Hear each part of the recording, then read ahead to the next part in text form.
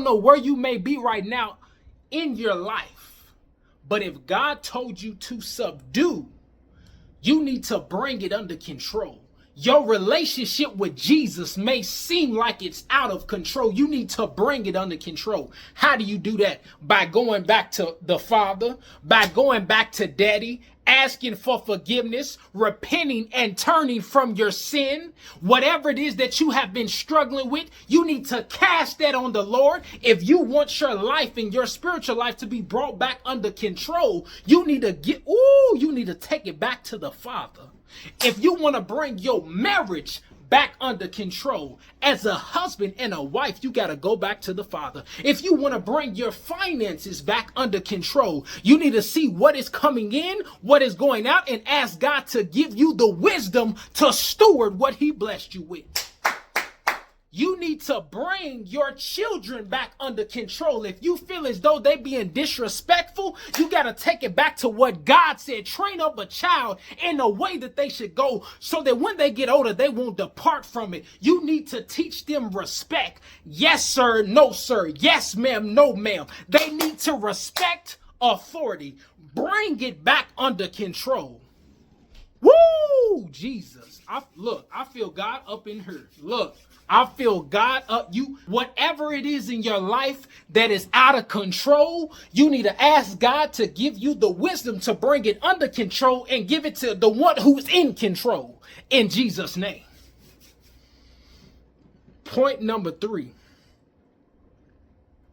My God, my God. You need to embrace the authority that God gave you to have dominion over the earth. Having dominion and authority over the earth does not mean doing whatever, treating anybody any kind of way, and feeling as though you are entitled and you do not have to follow the rules or follow instruction. We know what's going on in office. That is not how God has called us to operate in authority. When He says, have dominion over the earth and have authority over the earth, we as people of God are supposed to subdue the earth and operate in the authority that God gave us over the land and over the animals and over the earth genuinely. Do not use that authority to take advantage of. Use that authority to do good. Bear fruit through Jesus.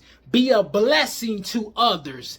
Be a blessing to the people around you, to your family, to the homeless, to the less fortunate. That goes back to the multiplication. But we got to understand that God has given us, He gave us authority in Genesis, and that authority is not meant to take control of.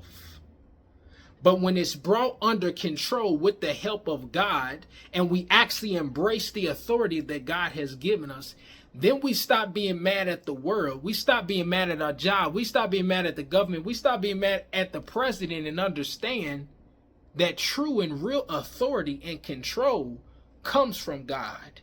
And true and real authority and control is going to end with God. My God. When it's all said and done, Jesus is the King of Kings and the Lord of Lords. So when Jesus comes back, every knee shall bow, every tongue shall confess that Jesus is the King of Kings and the Lord of Lords. So as we